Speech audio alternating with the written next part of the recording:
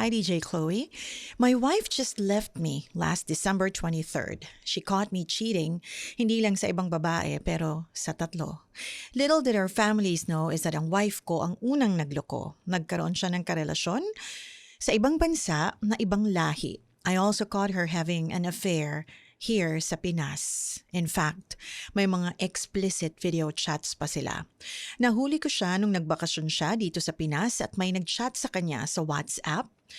In-interrogate ko ang nag-chat sa kanya na lawyer daw, na ibang lahi, and I confirmed na may nangyari sa kanila ng wife ko, and this guy mentioned na sa Tinder sila nagkakilala.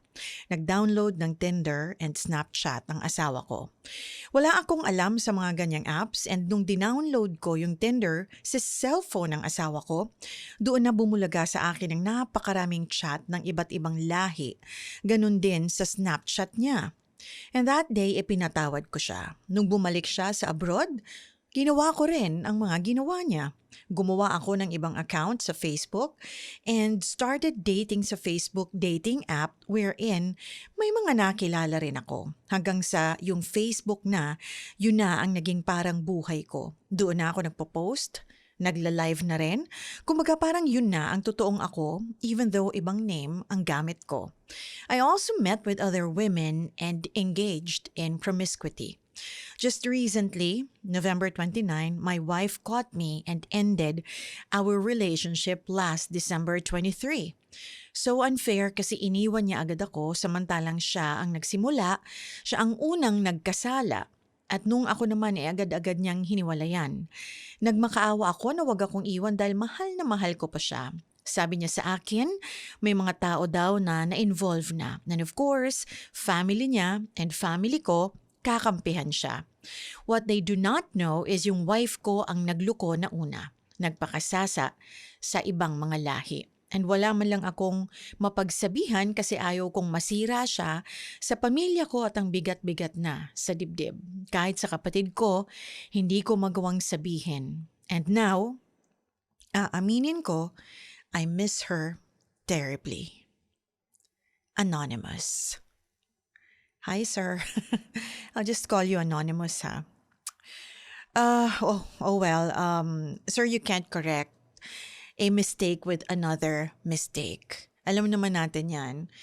Mga bata pa lang tayo, tinuturo na yan sa atin, 'di ba? Bakit kasi kailangan pong gantihan? Hindi dahil nagpakasira yung isa yun na rin ang gagawin mo sa sarili mo.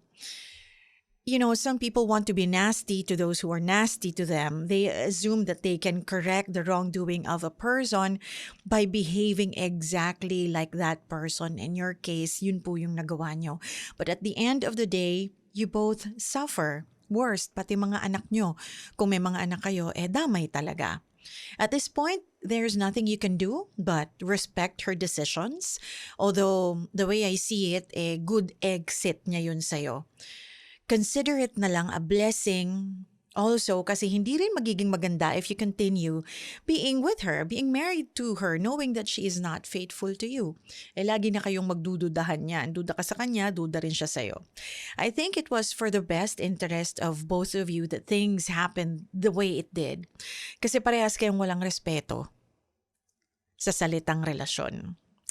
Maybe you both are better off apart, away from each other. So at the end of the day, kung meron ka mga nadiskubre na hindi maganda sa partner mo, huwag mo nang isipin yung mga ganti-gantihan na yan. Because you cannot correct a mistake with another mistake.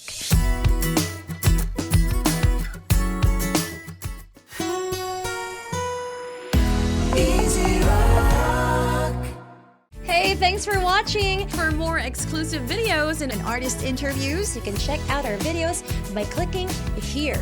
And don't forget to follow us on our social media accounts too. Links are in the description below.